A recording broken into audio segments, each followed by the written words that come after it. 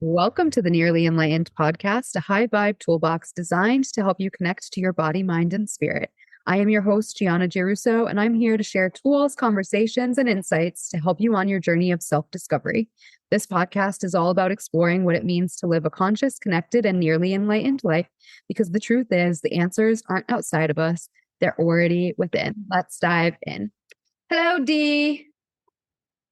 Hey, yo. Hello. Thank you for having me. It's crazy. I think the last time you were on the podcast was like June. Was it? It was when it was like, yeah, around then, because we did the challenge in May. That's crazy. Here we are. Oh, what isn't going on? I feel like it's a change of seasons.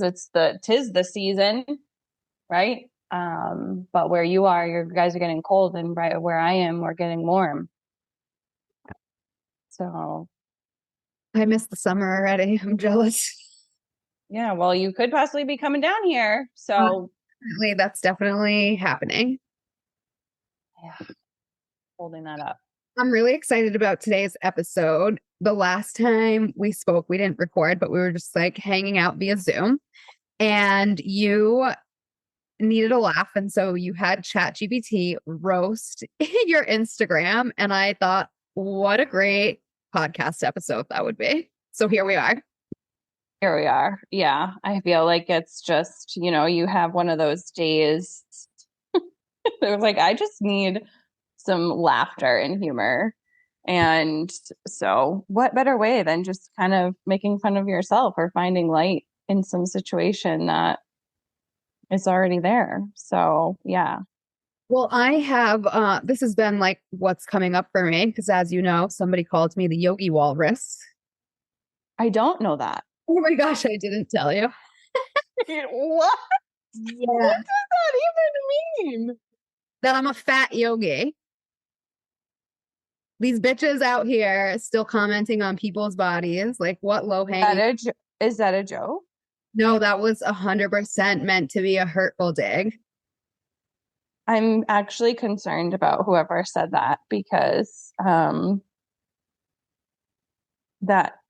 is like the very opposite of what is true. And why are we looking at bodies? I think that we're deeply unwell. Yogi. Yeah. Well, yeah. And that's why Nearly Enlightened was born. Yes. We're helping the deeply unwell. I am sometimes the deeply unwell. Hey, girl. We're all kind of just rolling through these waves because it's been intense. It's been intense lately, all across the board in all different ways. Yes. But the truth is, that's kind of like, that's funny. That is funny to me. Now I'm going to call you the Yogi Walrus. Like, that's just fun. I hope you laughed. If you were, I hope you laughed at that. Because first of all, since though, like, they were commenting on my posts from, it's a while ago now. So like I was still in Arizona. They were from my aerial yoga days, and referred to me as the Yogi Walrus. So if I didn't recently lose 30 pounds from stress, I would have taken it very personally, because I did hate my body then. And you know what's funny? Like, I wasn't fat. And this is definitely like a healing, like a point of healing. Like, I didn't love my body then, but I wasn't fat. And so looking now, it's like, oh, that was a beautiful body too. And I was perfectly healthy. I wasn't overweight. I wasn't like whatever. Yeah. I'm in a healthy weight range. I am more comfortable in my body now. And I'm definitely like the skinniest I've probably ever been since high school. But again, still healthy, still muscular, still strong, probably the strongest I've been in a really long time. But I did lose weight in a very unhealthy way, just because there's been like a lot of stress. Yeah. From some personal things that I am not giving energy to. But the person who called me a Yogi Walrus was involved in that drama. And so I'm giving her love, because I know she listens. I know she's watching my every move. So girl, this episode is for you. Yes. I feel like you can kind of spin that into some kind of like, that's satire. Like, that's too funny. Like, maybe you need to change your handle. I don't know. Think about it. Like, that's too much. That's too much. I know. Yeah. And especially, I think in the world, in the industry that we're both in, I don't know if it will ever really go away. Talking about bodies and what they look like. And I think it's really, I don't know if I'm the expert to talk on this because I've gone through my own ups and downs with that kind of, um, I mean, show me a woman who hasn't. Like, I think that's very prevalent now, especially like I think I've talked about it on this podcast a little bit, but like people who haven't seen me in a while think they're like, "Are you on the Ozempic?" mm, Like, no, no, not on the Ozempic, not on the GL1Ps, or whatever they're fucking called. mm-hmm. But I think it's like a funny conversation that is happening right now because we swung from this body positivity, like kind of glorifying unhealthy bodies, to like swinging back to where we were in the 90s of this like heroin chic look. And it's just very interesting to look at, especially coming from like yoga isn't fitness, but in the West, like yoga is mostly asana, mostly the physical practice. So it kind of is. And like I think it's something that all women deal with. And Yeah, especially in our society, for sure. yes, and coming up on the holidays, like I've been on this soapbox before where like I hate when fitness instructors are like, do those extra chaturangas so you can earn your pie this weekend. Like that fucking aggravates me more than anything in the world. It's so disgusting. Like there's just so many things that need to change in the fitness culture, and that's definitely one of them. Like we're not punishing our bodies to eat, and just like that's just like a whole other talk. But I think it goes together, and it is something I laughed off. Yogi Walrus, LOL. Like, girl, find some self love. Like that's a projection. Um, I can't. That's too, I mean, it's so mean. I'm sorry I'm laughing about it, but I think I'm laughing about it because it's the most untrue thing in the entire world. Like, okay, maybe like what are walruses known for? I mean, yes, they're big sea creature animals, but like, why do I want to say that there's like some sort of wisdom that they bring to the table? Yeah. Because that's where my mind goes. Um, I was when you no honestly when you first said that to me, I was like, oh, are they some sort of like wise sea animal? Like I never would have even put it towards your weight or what your body looks like. And that's where it's like, are we really still having this conversation at this day and age? I mean, there's 1,000 things you could have called me. You could have called me a dumb bitch, but you chose the most low hanging fruit. Look, I just Googled it. Shamans tell us that Walrus spirit is the keeper of ancient knowledge and wisdom. So there you go. Like, thank you. Thank you. You are the Yogi Walrus. That's going to be your like sub. I'm sorry. Come on. That's where my mind went. No, like literally what a time to be alive. But like a lot of mentors have told me that when you start to have haters, that's when you know that you've made it. So Yeah. And you have to just be uncomfortable with it. And that's why, like, when you can laugh at your own flaws and you can laugh at yourself, no one, like, it's so hard to break you down, or it's so hard to, like, feel that shame or that anger or that sadness that perhaps someone would feel. You know what I mean? So that's why I feel like this is a beautiful entryway into our roasts, because I feel like if you can't laugh at yourself, I don't know, what are we even doing? what are we doing? It's not that serious. It's really like the point of life, I don't think is supposed to be so serious. Like we're supposed to be here to have fun. And I feel like sometimes, especially recently, I know you mentioned in your personal life, and I can resonate with that. Like it's just been this roller coaster. And so finding joy and laughter when and where and however I can, if that includes AI, like let's go. I'm game. Like, I just got to get a giggle in when I can. All right, let's get into it. Roast me. All right. Are you ready? Yogi All won't right. stat. Okay. And well, we should say too, it's like we both kind of have two Instagram handles that we play around with in the interwebs. So we kind of combined them both. All right. Let's go. Okay. Look, I am Giannarosa, and Nearly Enlightened together is the perfect representation of a woman who is absolutely doing the inner work, but is also absolutely unhinged. Accurate. Let's start with I am Giannarosa. Oh, I am Giannarosa. Okay, affirmation queen. We get it, girl. You are. You're not just Giannarosa, you're the Giannarosa. The Yogi Walrus chosen by the universe and probably a coupon code at Sephora. Half of your followers don't know if they're getting yoga wisdom, a spiritual awakening, or a reminder to drink some water. And honestly, even you don't know until you hit post. That's kind of true, I feel. Yeah. You're that friend who says it's not Mercury retrograde, it's just you not meditating enough.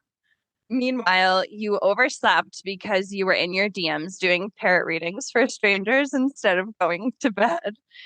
And then we get to Nearly Enlightened, the most iconic spiritual branding on the internet. Nearly Enlightened is so real.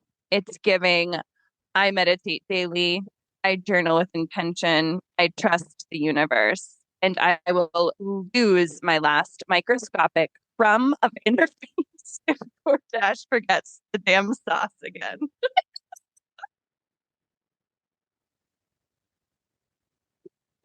You're not enlightened. You're within a striking distance, like one traffic jam away from transcendence or a mild felony. Losing my damn mind. It's honestly a toss up. Your whole vibe is I've done shadow work, but don't push me. I'll meet you in the parking lot with sage in one hand and a grudge in the other. Ooh, I like that. Your your breathwork practice, girl. You do breathwork like you're hitting a bong behind me.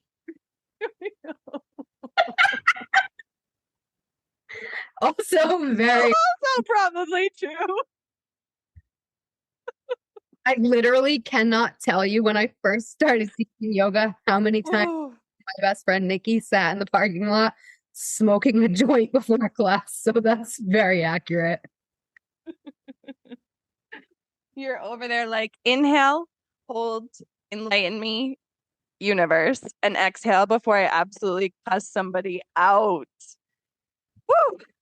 Your feed looks like someone who radiates goddess energy until she stubs her toe and suddenly remembers every swear word learned in an Italian household since 1998.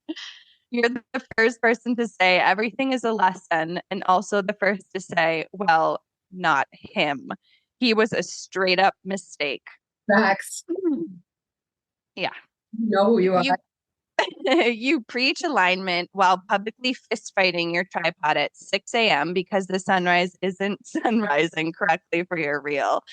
You're a walking contradiction in the most delicious way. You'll pull a tarot card for clarity, but if it says something you don't like, that deck goes back on the shelf real fast. You're 80% angelic softness, 20% don't test me, I'm Italian. You're healing the collective while low key is stalking your ex's new girlfriend like she's an anthropological case study. That one hits below belt. That one hits for my grammatical problems, but also below the belt. You want peace on earth, but also want Instagram to fix your algorithm before you lose it. Your brand is spirituality with a side of chaos. Your aura is sage scented with a hit of espresso fueled vengeance. Your energy is lotus flower with brass knuckles. Oh, I love that. You're not you're not nearly enlightened. You're nearly unhinged in the most gorgeous, divinely chaotic, spiritually aligned way possible. And that, my dear, is why the people follow you, adore you, and fear you just a little bit. That last line really hits. Oh my gosh, that was good. My belly hurts. That was really good. Really well done, ChatGPT. Well done. Well Well done. done. Yeah, I think that that was perfect. Uh, the line about the breath work that I practice being hitting a bong behind the yoga studio. Hmm. Well played, chat. Well played. Well played. Thank you. Okay, you ready for yours? I guess I haven't even really read it full thoroughly through, but go ahead. Let's see what it spit out. I haven't either. So reading things for the first time, I might sound like I don't know how to read. So here we go. It's okay. We're all here. I am Deirdre Lee is giving. I went to Panama once and now I only drink beverages that look like swamp water but cost $14. You're the girl who takes the selfie in golden hour and captions it integration. Matcha doesn't just detox. It probably has a better morning routine than 90% of adults. And yes, we know your SCOBY has a name. Honestly, probably several past lives too. Meanwhile, Probably. Anahata Yoga Vienna Star sounds like a wellness account that recommends breath work for every inconvenience. Car won't start? Breath work. Bank account low? Breath work. Wi-Fi glitching? Light some Palo Santo and invite spaciousness into your router. You're not just in your feminine era. You're one mala bead away from opening a hotline where people pay you to interpret the dreams of their house plants.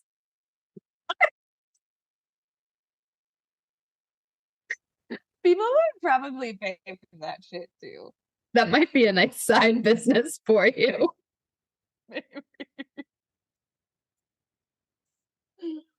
Let's be honest. If anything in your home breaks, you're not calling a repair person. You're putting a rose quartz on it and whispering affirmations like you are safe to function.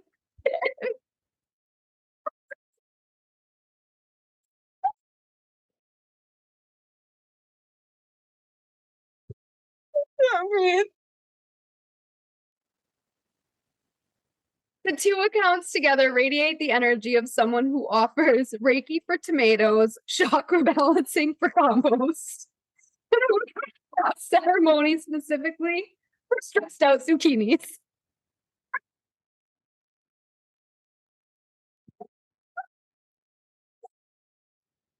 Can't breathe. Oh, Good. giving me so many good ideas. The idea of grounding is walking barefoot outside while lecturing the ants about nervous system regulation.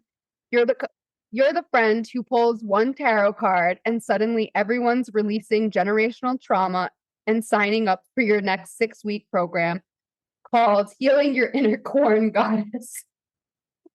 Oh God. And if enlightenment were a group project, you'd absolutely be the one showing up with color coded planners, chakra themed stickers, and a USB diffuser and a playlist titled Transcend, but Make It Bad, Bitch. Face it, you're not just a vibe, you're a whole elemental equal. You're a whole elemental ecosystem with Wi-Fi and opinions. A common thread. The weekly cacao ceremony for stressed out zucchinis, that's fucking hilarious. Oh, that was funny. That was good. Yeah, I feel like now when we get off of this, I'm gonna have to talk to Edgardo about performing Reiki in his tomato fields. Honestly, kind of a fire idea. I know. That's why I said like this is giving me so many good ideas. Oh, wow, that was just what The doctor ordered. That's what the doctor ordered. Yeah, I think so. That's why I feel like the one I did before, I was like, no, roast it a little bit harder. Like you can go a little, we can push a little bit harder than this. But I think that Hurt my it's such feelings. a good medicine. What? Hurt my feelings. Yeah. Ugh. There was something very therapeutic about that. I might have to do that weekly. Just like let ChatGPT roast me. Yeah, I think I don't know what it is. Maybe someone who knows psychology better about can tell us. I Like feel the like, eldest daughter things. We're used to oh, constantly. oh, yeah. I love like That, yeah, I feel like that we talk about that a lot. And I feel like I don't know if I like tried to look it up, but it was like, it's a real thing. Like oh Yogi eldest Walrus, daughter. talk dirty to me. So there's a Taylor Swift song on her last album Oh with yeah, my sister told me about that. this very thing. Wait, I'm getting the lyrics. It's called Actually Romantic.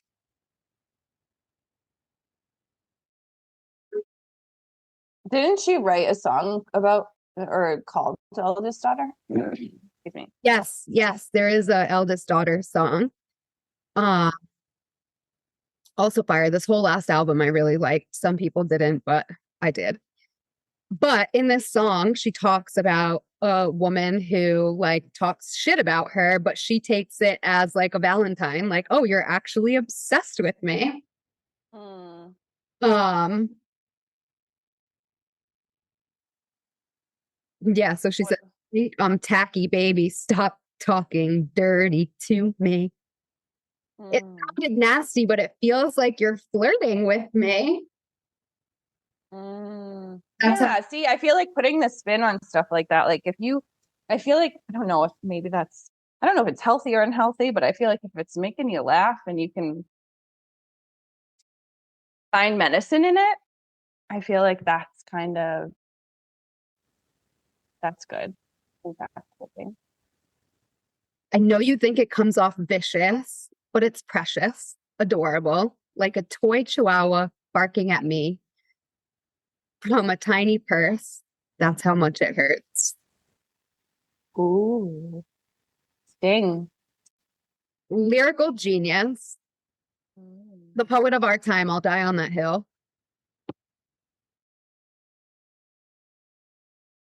Yeah. I don't have much to say. I can't consider myself a Swiftie. I am like real Swifties would call me a bandwagon fan, and I'll wear that.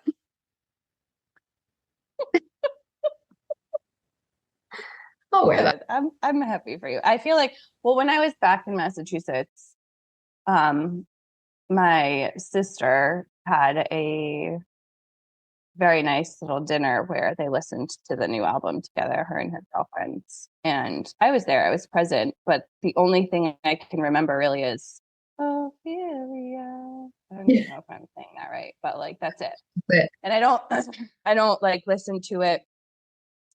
I think I only really listen to it if I like need to have a good cry when I miss my sister. I oh, don't like put it on, like I'm gonna put on some Benito, like I'm gonna listen to Bad Bunny or something on my way to yoga. it's all about balance. It is. That's why I got mala beads in one hand and a cannoli in the other hand. It's fine. Amen. Hey, I think that that's like what we're here to do, and I think that that's like too a great segue. I feel like you and I working together, and we decided that we're gonna It's offer, time. yeah, it's time to do the challenge again. It is time to do the challenge again. I think it's a great way to like wrap up the year. And so it's funny, this morning I found a new love for TikTok, which another thing that I hate to admit, but there I am in the TikTok world. You have a lot of bandwagons. Yeah. You you have a very long caravan happening today? I'm in my visible era. Like here I motherfucking am. You're gonna be fucking sick of me. No. And Be entertained. So like you be the Yogi Walrus at the beginning of this caravan with your whip and you just go, girl. I'm right there. I'll sit on one of those wagons and I'll fix the wheel if it gets flat, the axle. great, because we're charging forward. We're forward movement. I think like a lot of the things that have happened in the last year and a half, like how do I want to say this? I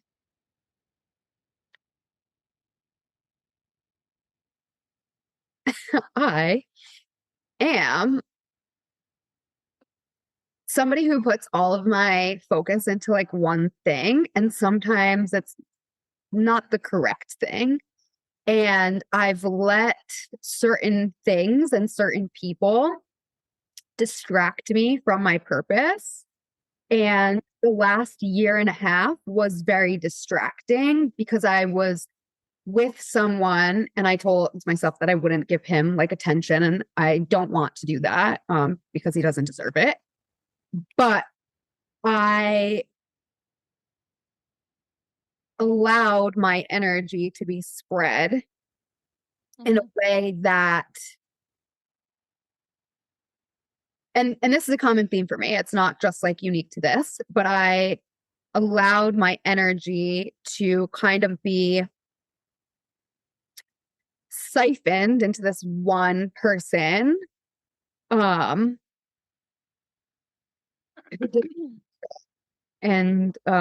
like not that other things fell by the wayside because the podcast had the best year yet. We literally have thousands of listeners. So if you're listening to my nonsense right now, like thank you for being here. Thank you for sharing and just making this podcast grow because never in my life would I think that we are at the point where literally thousands of people are listening across 39 countries. That's fucking insane. 39 countries. Toys. That's insane. So it's just time. The time has come, the walrus said. Be unapologetic and wait, what? I missed that. I missed the punchline. Fuck. The time has come, the walrus said. You know that poem? I'm sorry. I'm sorry. Whoever said this is a genius. Okay. Sorry. The time has come. Someday. I mean, might happen. The time has come. I think, and what you're sharing it definitely resonates. I think me as well, at the beginning of the year, before we even did the first challenge, I think that I was also having a couple different experiences where I was exposing or just allowing my energy and giving my energy to things that maybe necessarily, I don't want to say weren't deserving, but I don't think that my priorities were correct. And I think I learned a lot this year from having those experiences and understanding and aligning with more clarity what my priorities are. And I think personally, professionally. With the TikTok that I saw this morning, she was like an astrologer and into like quantum physics and all of that stuff. And she was saying how, so this is a 9-year, it's the year of the snake. And because the Chinese New Year doesn't happen until the new moon in February, that's when so yes, the number is going to change, right? So we're going from 2025 to 2026, but we're still going to be in that snake energy for about a month and a half.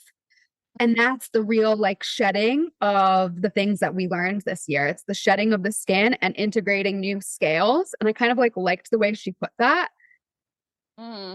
and then moving into the horse energy. And we're going from a year 9 to a year 1. So One. we're Yeah. like not just closing a chapter, but we're closing an entire book. Yeah. And we're putting that away and we're literally starting like a whole new book. And that doesn't mean that we're going to like wake up new people, but right now, especially coming out of the Mercury retrograde, and then we're coming into the end of the year, it's really a time to look at the things that we've learned this year, to shed the things that need to be shed so that we can forward and like horse energy. So think about a horse. It's like very forward moving. And usually we go, so this year's masculine energy, year 9, year 1, usually we go from masculine energy to feminine energy and it flips back and forth. But the 1 is also masculine energy. So we're going to be in a very like do, go, move forward, and not in a way that we're like burning ourselves out. That was a big lesson collectively this year, is like learning how to balance your energy and not to like run yourself into the ground. And that is very much something that came up for me this year, is like I was expending all of my energy out to like help get this person's life back on track and like get him in a better place and like just move forward so that we could like move forward together and build a life and blah blah blah. But like the truth always comes out. God reveals the truth, and like we weren't working on the same page. And I think it's also like knowing who is using your energy for their own gain and benefit and to literally quantum leap, and who's just going to like use you and leave you behind, and who your real true circle is. And God will always reveal who is meant to be in your circle. And I think all the way, especially when you're about to level up. So I know I'm in that space of like leveling up. So that's why I say, like, get ready to hear from me all the time. I'm launching a teacher training. I'm a co-owner of a studio now. The podcast is popping off and we're only going up from here. I have big vision and goals for the Nearly Enlightened podcast. And like we've talked a little bit, I'm starting to curate a list of like dream podcast guests, and it's coming. It's in the field. It's like in the energy. I feel it. Martha's and on this podcast. We're going to interview her. It's happening. Yes. And I think it's a good time to mention too, one of the reasons why we want to share and do the challenge together again is because we're hoping to offer our mentorship at the beginning of the year. So think about that. If you are interested, stay tuned and do the challenge with us so you can get a taste of our medicine, what we want to bring and share, whether you're a teacher or a student. I think it's important. And I think so. I'll speak just for me, but like the last time we did the challenge, we talked about it a lot. We were like, okay, we offered this to everyone who listens to the podcast, who follows us on social media, our students. But really deep down, the challenge was for us. Yes. And it was like, I think that month was a huge leap forward for us. And I think that, like, again, I'll speak for myself, not for you, but I'm in a space where like I kind of need the challenge again myself. No, I think we both are. I think we're both in a space where we both had different circumstances come up, but I think we're both in a space where we had to have some experiences that broke us up. Yeah. And kind of like went through them together in a way. And now we're kind of like, okay, yeah, no, we're here to do this work together. And around, we're not getting distracted this time. Like, yeah. And I think it was interesting because when we did do it, it was like, it felt really cohesive. It felt really like, I don't want to say easy, but it was definitely challenging. I think we pushed ourselves as individually, but I think we both like the accountability that we held each other was really wonderful. And I think at the end of that, we both expanded into new opportunities. I could say professionally for sure. So, I think that's just 28 days of dedicating yourself to the 8 limbs of yoga and learning a little bit more about yourself and the roots of yoga and how you can bring that off of the mat, out of the studio and into your everyday life. And truly the magic and the essence of what yoga is. I think it was just like a true testament for me for like, okay, no, yeah, like this is the path that I want to be walking.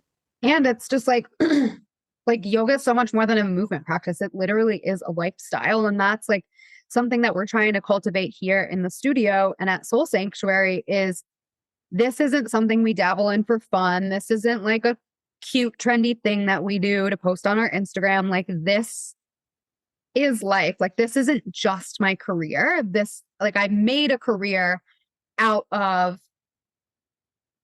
these principles.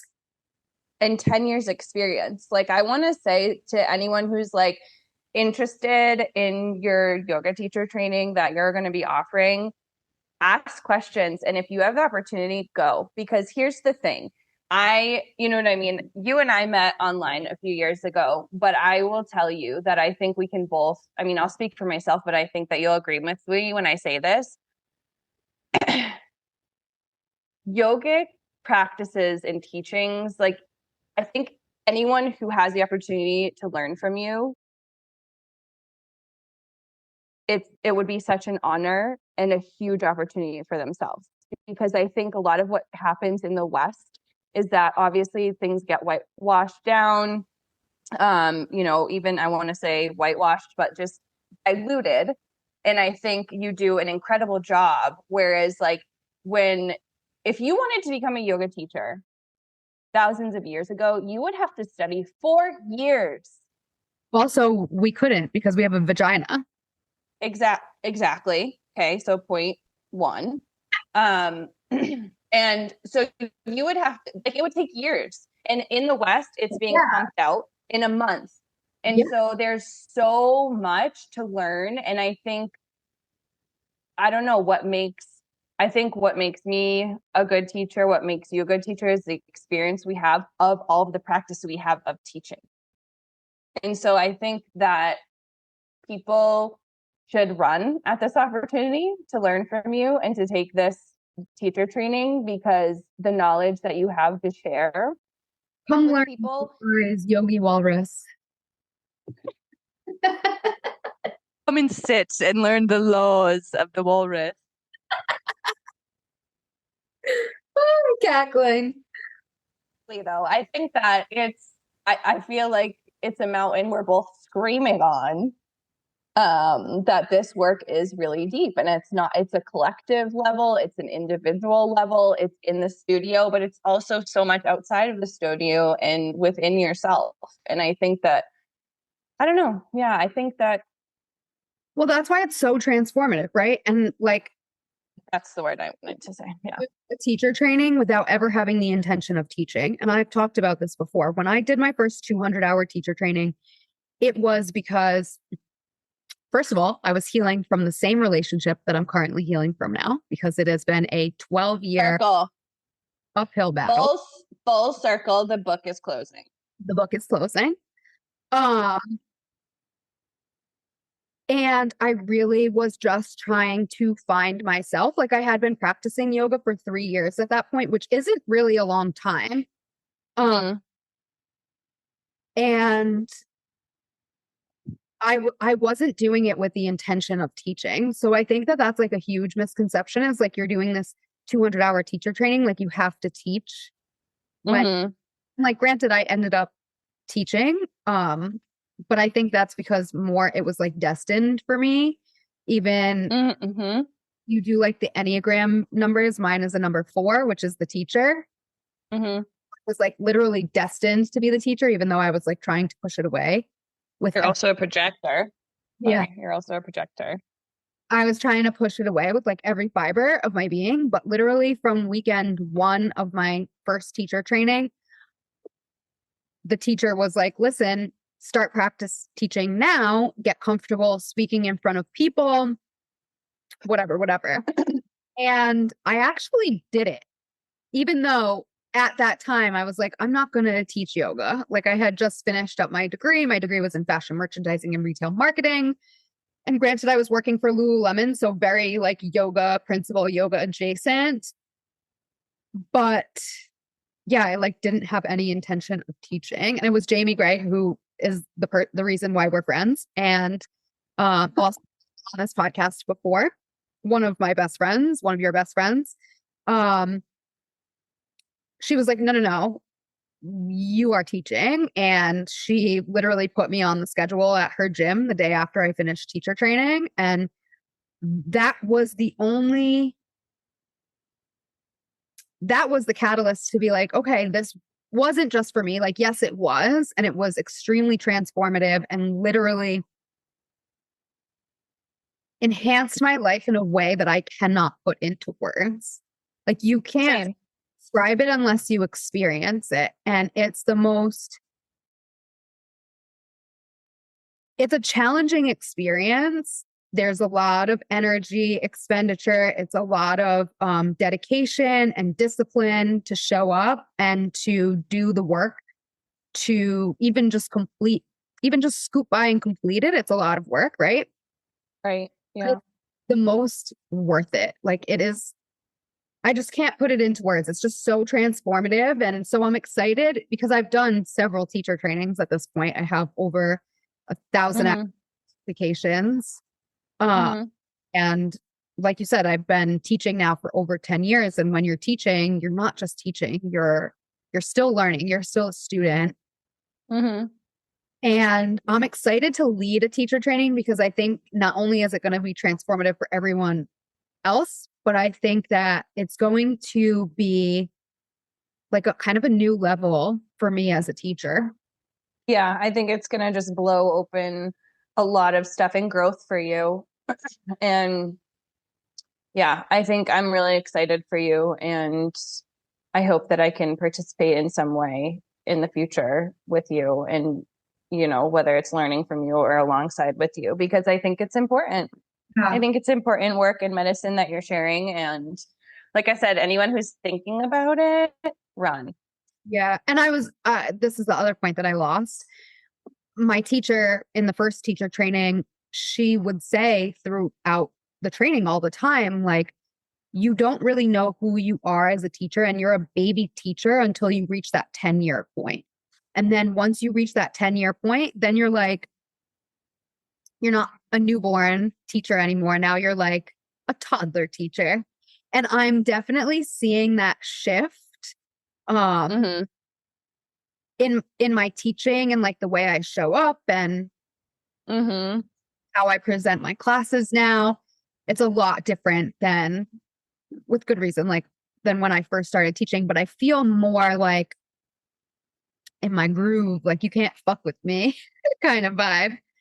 So yeah, I'm excited for this new chapter. I'm excited. I'm nervous in like a very, healthy way. Like that's the best kind of nervous. Yeah. Also like curious as to like where we're going next. And, I know God doesn't take away without giving you something better in return. So, as everyone who listens to this podcast knows, like in the last 3.5 years, I've experienced a lot of loss. A lot of loss. Like even now, my beloved Jeep, the inside. And so like literally every single thing not every single thing. I shouldn't say that. That's not correct. A lot of things that I love and that I kind of identified with part of my identity has been taken away from me. And non-attachment. Literally the last 3 years such a lesson in non-attachment, and I am not good at that, especially because like with this person I was with, he was always somebody who I thought Like, even though we had the most tumultuous relationship, like I always thought he was somebody that I was going to spend the rest of my life with, since I met him when we were in college. And like, you can't make other people do the work, right? Right. And it's hard because I do think that people can change. I do think that people can decide to be better and do better and to do the deep inner work. But I think that it's important to realize that not everyone is cut out to do the deep inner work. And those In people, this lifetime, yeah. yeah. And ultimately, like those people, like not to be dramatic, but like those people will bring you down. Mm-hmm. They will absolutely bring you down. Um, and I know I'm the villain in his story because I've walked away from him like 3 or 4 times, but like, dude, I've walked away from you 3 or 4 times because you're a liar and a fucking cheater, period. Yeah. And like, Yeah. sometimes that just doesn't change. And you can forgive someone without giving them access. And, like he had reached out this week. Literally, this is how diabolical this man is. He reached out this week and was like, "Hope you're having a good day." It's like, well, I was until the devil just texted me. We need to block him. Ugh, I know. I'm not there yet, though. And yeah, I think that's definitely going to be part of it is the blocking Yeah. because this is where the energy Yeah. leaks in. So we're going to do this challenge and maybe you'll find it within you at the end I'm to in, hit. so that's like a new thing for me. Because not that I've been anti-therapy, like I think there are good therapists and I think there are bad therapists. And I think that it's important to find a good one. And I am working with somebody on just like building that secure attachment because I do think people who are healers tend to be a little bit of overgivers, overdoers, overfunctioners. And like that's exactly what I was doing. Like I came into the relationship knowing that he was not in a great space and he was as honest as he could be, which isn't very honest, but he said like right now, like it can't be a 50-50 relationship. It can't be like 100-100 relationship. Like you got to kind of give more. And I was, and I think it was definitely like taken advantage of. And I just think he's the type of person who like will never be 50-50, never be 100-100. Like if my life was falling apart, like I probably couldn't depend on him. So that is just like eye opening. I said I wasn't going to give him this platform or attention, and I have. But yeah, so in therapy, working on that because I am ready to live The life you deserve.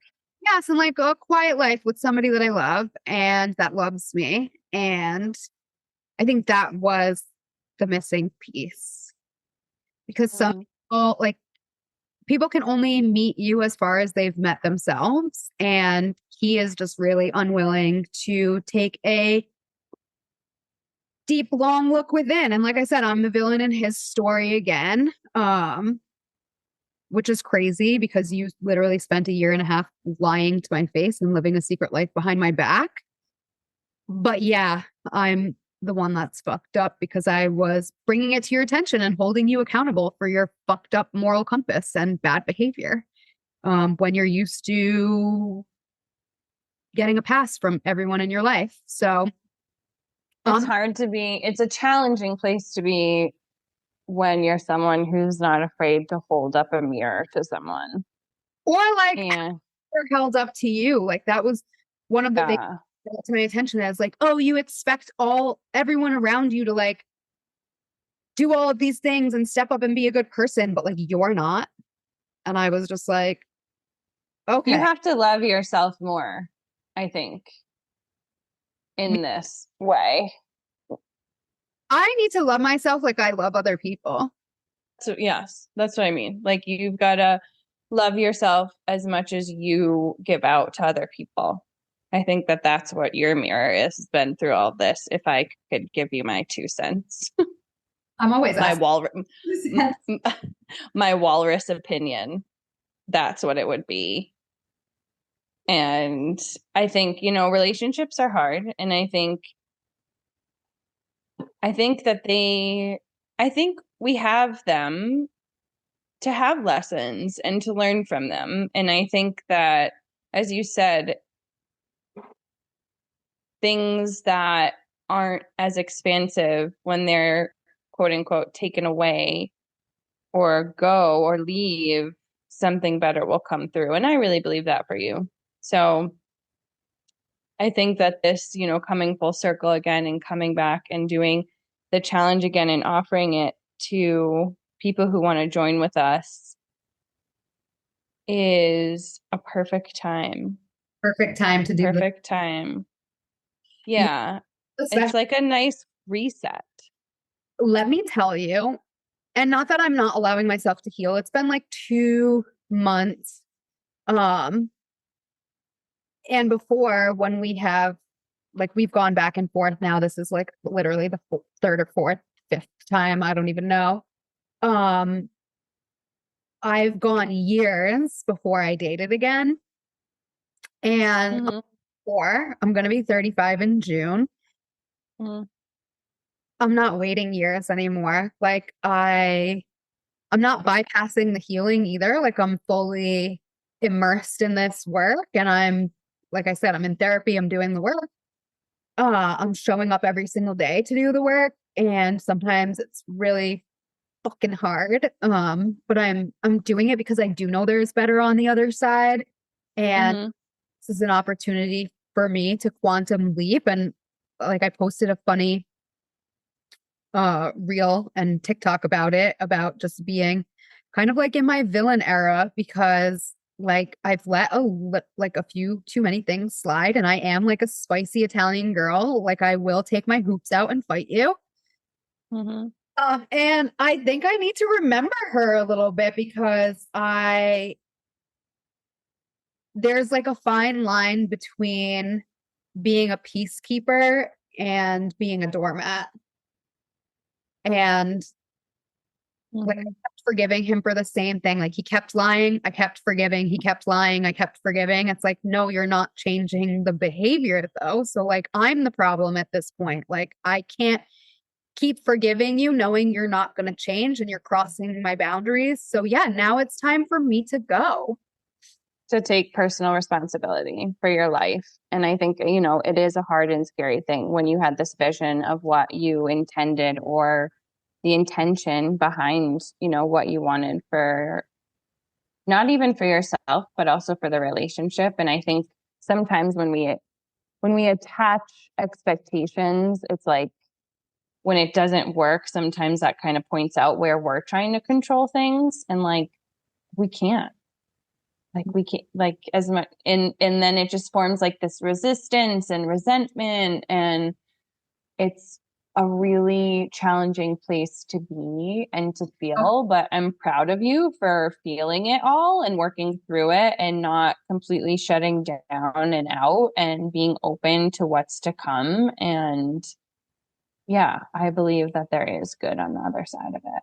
well, all that to say that I downloaded 2 dating apps over the weekend and then promptly deleted them because it's fucking wild out there, and that is not the place I'm gonna meet somebody. It is wild dating in your 30s, like I awful. was gonna Yeah, I was gonna ask you because I have no idea. I've never been on one, and I don't know if I don't even know. I would probably get into so much trouble if I tried that. No, it's just these men out here are all man children, and I shouldn't say this because this is like not what I'm attracting. I know that there's a lot of great men out there. I just have not met them yet. Right. And also not to close it down completely because I know people who have had very successful, like married with children relationships come out of online dating apps. So it's like, I feel I wonder, like guys just want a pen pal. Like they just want somebody who they can text on their phone and then like not really do the work. And like, ugh, I'm not into that. Like I want like 1950s style chivalry. Like here's the thing, and here's the lesson that is coming out of all of this is like, you are just honing in on your filter and what you really want.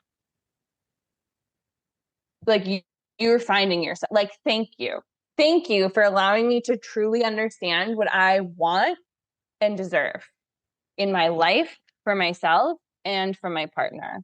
And I've learned a lot of like in the past, I've learned a lot about what I don't want, and that's come Mm, from what you don't want. Sometimes that attracts what you don't want.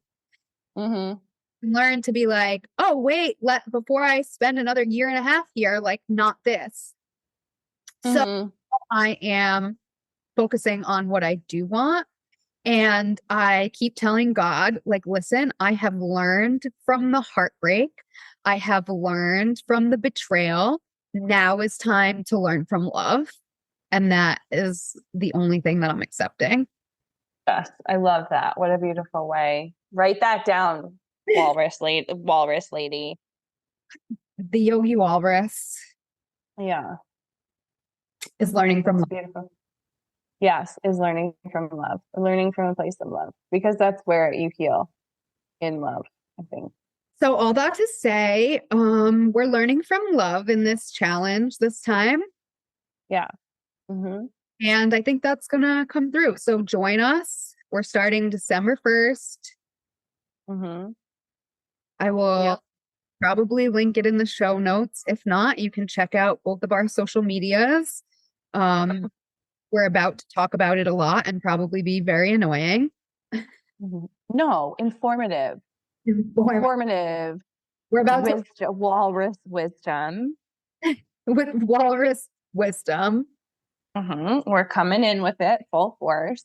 And I think I think it's going to be, I think it's perfect timing. And I think it would be fun. I hope that we During can the have, It's a very affordable price point, $27.99. it's less than $1 a day is what it comes out to. Less than $1 a day to dedicate time to yourself. It is honestly like such a deep dive study, and I think that was one of the takeaways from the first time we ran this.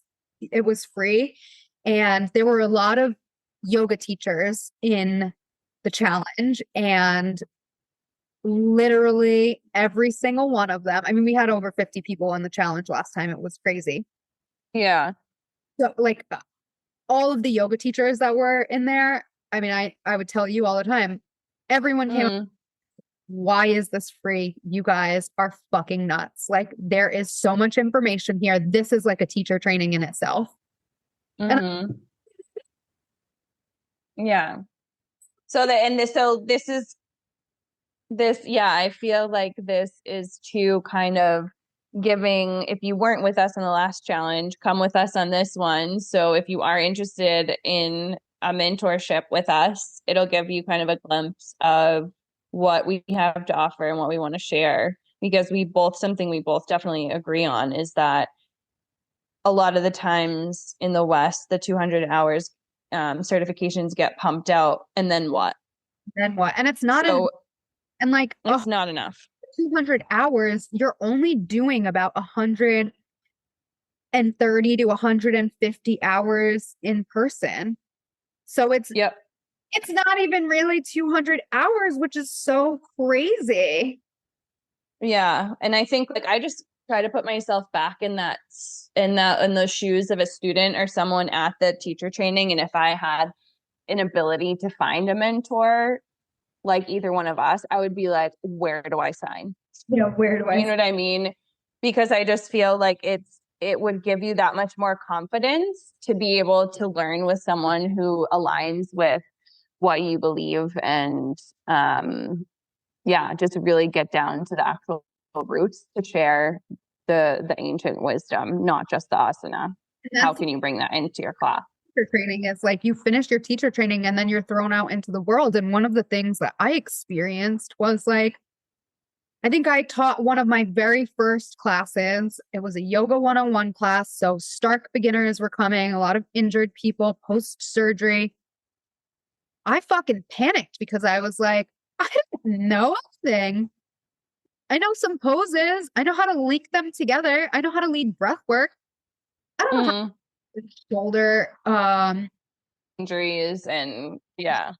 rotator cuff repair, knee replacements. Like I didn't know how to deal with any of that. So having a mentor, like kind of on speed dial, would have been such a game changer.